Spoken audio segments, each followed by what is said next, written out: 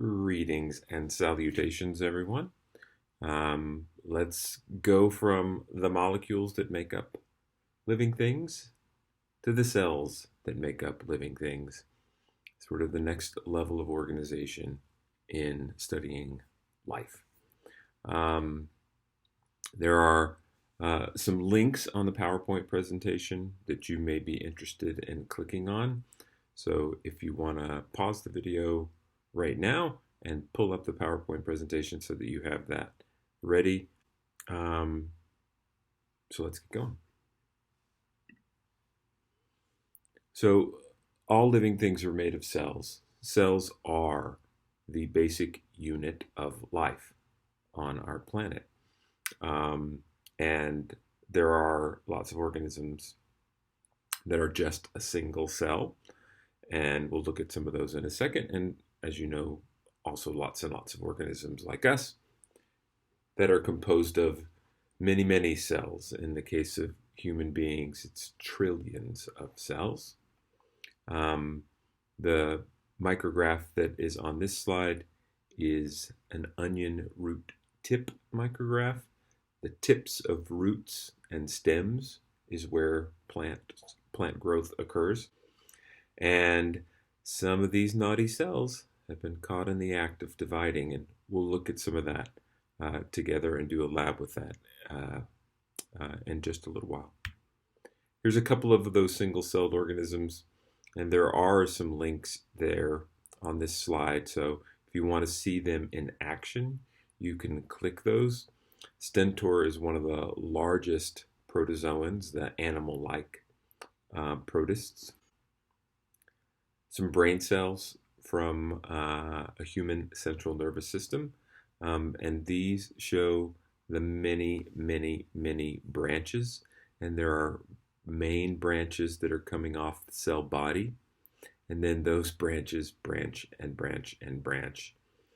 A typical brain cell in our brain has connections with about 1,000 other brain cells. It's a kind of complex. So cells were named by a scientist back in the 1600s, Robert Hooke. This was a time when microscopy and telescopes were taking off, optics. We were starting to understand better, and people were building better and better microscopes.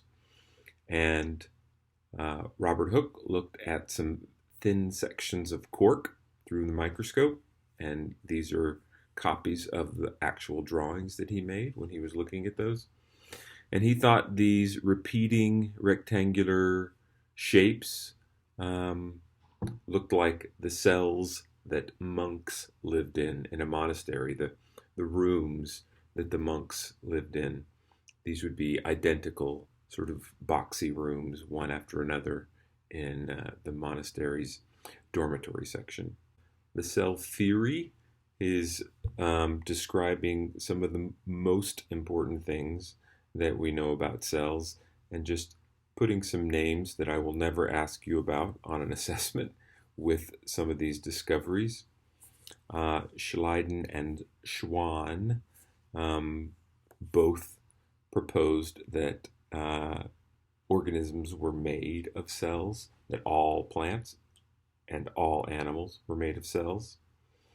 Virchow came to the conclusion that cells only came from other existing cells. There was a lot of belief back in the day that cells could just arise from inorganic matter. There are some interesting stories about salamanders in the woodpile. Remind me of that, and we can chat about that in class. So those were some of the discoveries that made up the basic ideas of the cell theory of life, that cells are the units of living things. We use microscopes to look at cells. Cells are tiny. There are very few of them that we can see with the naked eye. A lot of the research that I did when I was a grad student was with mammalian eggs, and in just the right light, with a a petri dish sitting on a lighted stage of a microscope, I could just make out the tiny points that would be a mammalian egg, and that's for humans and for lots of mammals, the largest cell in the human body is the egg. So cells are tiny.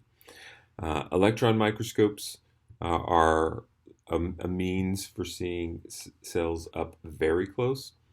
Because of the nature of light, light microscopes can only magnify about 1,000 times before the picture just gets very, very fuzzy. But with electron microscopes, we can magnify many, many times greater than that, hundreds of thousands of times, and still have clarity. So here are a couple of transmission electron microscope pictures of some cells. The TEMs are made by doing thin sections of cells. It's like cutting an incredibly thin slice of a cell. And then the transmission electron microscope shoots a beam of electrons at the cell.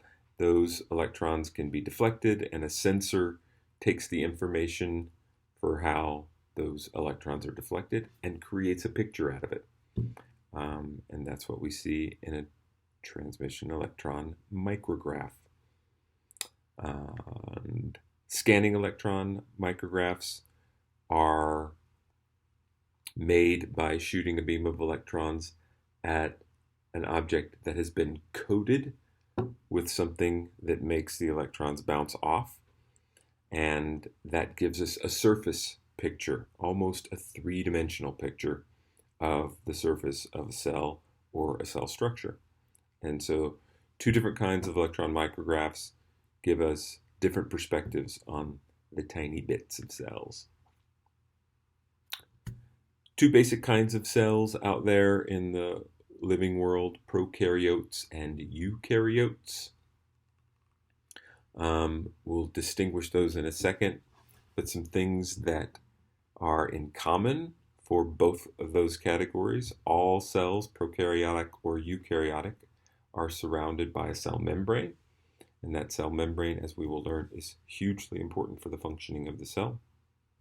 And all cells have DNA as their genetic and hereditary material.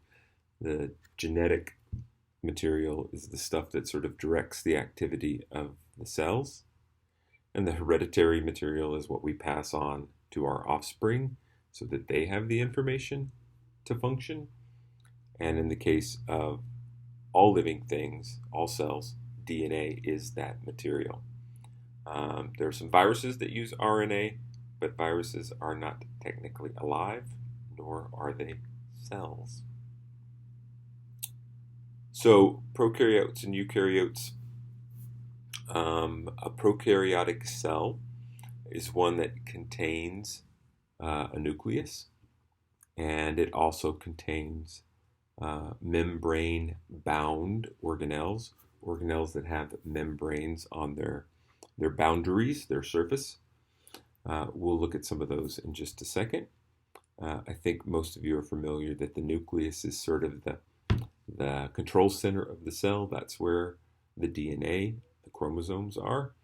And that DNA, by controlling the production of proteins in the cell, controls the activities of the cell. So the terms prokaryote and eukaryote, karyo is a term that means nucleus, or in fact, if it's a strict translation, it means nut, but it's been borrowed to mean nucleus. And eu means good or true. So eukaryotes have a true nucleus. Prokaryotes, pro or proto means before. So these are the organisms that existed before there was a such thing as a nucleus.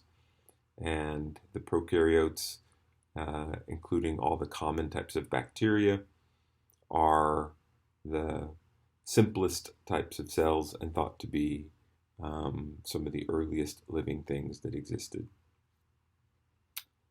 So prokaryotes do not have a nucleus. They also do not have this list of membrane-bound organelles that we'll talk about eukaryotes. And again, bacteria are the common prokaryotes. Recently, we have changed the designation for classifying bacteria, and we used to lump them all together into one category, and now there's a separate domain. We'll talk about that a little bit later. Eukaryotic cells generally bigger, more complex than prokaryotic cells. There are some large bacterial cells, and there are some very small eukaryotic cells, but in general, eukaryotic cells are larger. They have lots of complex organelles that perform functions inside the cell, and all of the familiar eukaryotic organisms, all the familiar multicellular organisms out there in the world are eukaryotes. And that's it for this introduction to cells.